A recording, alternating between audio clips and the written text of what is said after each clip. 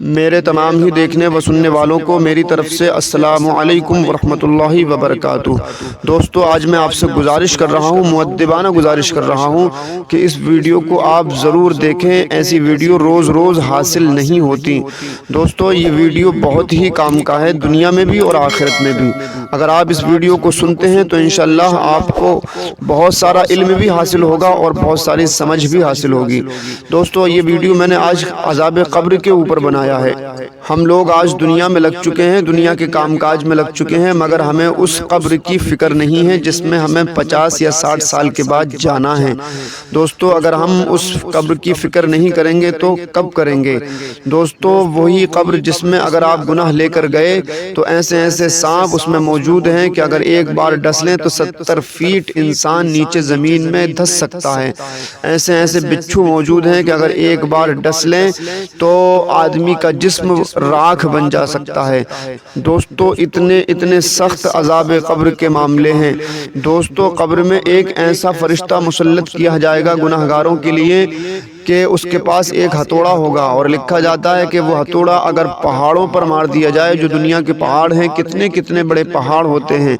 اگر ان پہاڑوں پر وہ ہتھوڑا مار دیا جائے تو یہ تمام پہاڑ ٹوٹ کر سرما بن جائیں۔ اس ہتھوڑے سے گناہگار انسان کی پٹائی ہوگی۔ تو دوستو، آپ اندازہ لگا سکتے ہیں، اور یاد رکھو، موت صرف ایک بار آنی ہے، بار بار نہیں۔ جب آپ کو قبر میں عذاب پہنچایا جائے گا تو آپ کو موت نہیں آئے گی، اور کل جہنم میں اگر کوئی انسان گیا تو پھر اس کو موت نہیں آئے گی۔ تو دوستو، میں آج کا یہ ویڈیو بنا رہا ہوں عذاب قبر سے بچنے کے لیے۔ دیکھیے دوستو، عذاب قبر سے آپ بچنا چاہتے ہیں تو سب سے زیادہ ضروری ہے کہ آپ اپنے تعلق کو خدا و رسول سے جوڑیں۔ اگر آپ اپنے آپ میں محسوس کرتے ہیں کہ آپ خدا و رسول سے کٹ گئے ہیں، آپ کے قدم مسجد کی جانب نہیں جاتے ہیں، اگر آپ رسول اللہ صلی اللہ تعالی علیہ وسلم کی بتائی ہوئی باتوں پر عمل نہیں کر پا رہے ہیں اور ان کی سنتوں کو زندہ نہیں کر پا رہے ہیں، تو آپ سمجھ لیجئے کہ آپ رسول اللہ اور اللہ تبارک و تعالی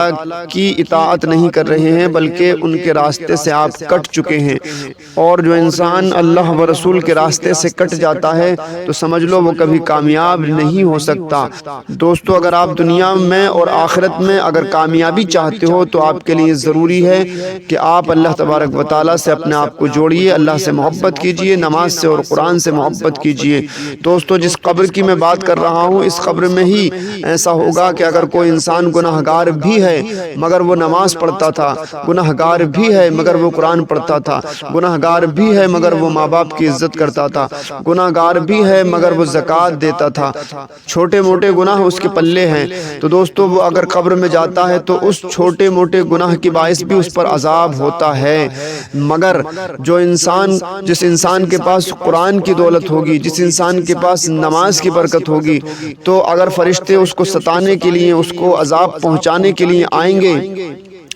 کیونکہ اس کے گناہ بھی تھے تھوڑے بہت، مگر جب فرشتے اس کو ستانے کے لیے آئیں گے تو یہی قرآن جس کو آپ نے آج طاق میں رکھ دیا ہے، جس کو آپ نے آپ گھر میں سجا کے رکھ دیا ہے، آپ پڑھنے کا نام نہیں لیتے، یہی قرآن مجید، اسی قرآن مجید کی محبت اس قبر میں انسان کی شکل میں کھڑی ہو جائے گی اور کہے گی کہ آپ اس کو عذاب نہیں پہنچا سکتے۔ آپ کے سیدھے طرف سے قرآن مجید کھڑا ہو جائے گا، یعنی کہ داہنی جانب سے کلام مجید کھڑا ہو جائے گا اور کہے گا کہ اس نے دنیا میں رہ کر میرا زیر نہیں گرنے دیا، میرا زبر نہیں گرنے دیا، مجھ سے بڑی محبت کرتا تھا، مجھ کو چوم چوم کے رکھتا تھا، آج یہ قبر میں آ کے سویا ہے، لہٰذا میں اس کی حفاظت کروں گا۔ تو سیدھی جانب سے کلام مجید حفاظت کرے گا۔ اگر کوئی انسانوں نے نماز پڑھی ہوگی، نماز سے محبت کرتے ہوں گے، سردی راتوں میں اٹھتے ہوں گے، دوستو تھکے ہارے آتے ہوں گے مگر پھر بھی نماز پڑھتے ہوں گے، تو دوستو سر کی جانب سے اس قبر میں نماز کھڑی ہو جائے گی۔ اگر فرشتے آئیں گے عذاب پہنچانے کے لیے، اس انسان کو مارنے کے لیے، مگر اس انسان کی سر کی جانب سے نمازیں کھڑی ہو جائیں گی اور ارشاد فرمانے لگیں گی، کہنے لگیں گی کہ اس نے دنیا میں رہ کر مجھے چھوڑا نہیں تھا، بڑی محبت کیا کرتا تھا، میں نماز ہوں، لہٰذا سر کی جانب سے میں ان کو کوئی بھی نقصان نہیں پہنچانے دوں گی۔ تو انسان دو سائیڈ سے محفوظ ہو جاتا ہے، ایک سر کی سائیڈ سے اور ایک داہنی جانب سے محفوظ ہو جاتا ہے۔ دوستو فرشتے بائیں جانب سے آئیں گے تو دوستو جو انسان نے زکوٰۃ دی ہوگی، غریبوں کا ساتھ دیا ہوگا، اللہ نے اگر اس کو پیسہ دیا ہوگا اور اس نے غریبوں کا ساتھ دیا ہوگا تو دوستو بائیں جانب سے زکوٰۃ آ جائے گی اور کہے گی کہ دنیا میں رہ کر اس نے مجھے ادا کیا تھا اور میں وہ مال ہوں اس کا جو اس نے غریبوں میں لٹایا تھا، میں وہ مال ہوں اس کا جو اس نے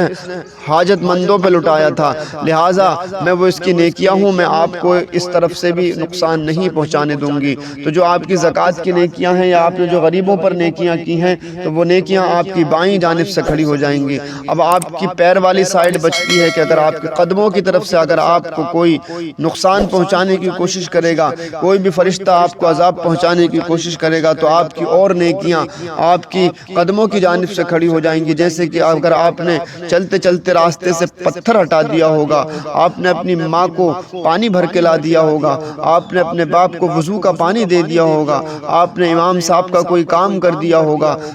یعنی کہ یہ چھوٹی موٹی نیکیاں جو آپ کرتے رہتے تھے، چلتے پھرتے کرتے رہتے تھے،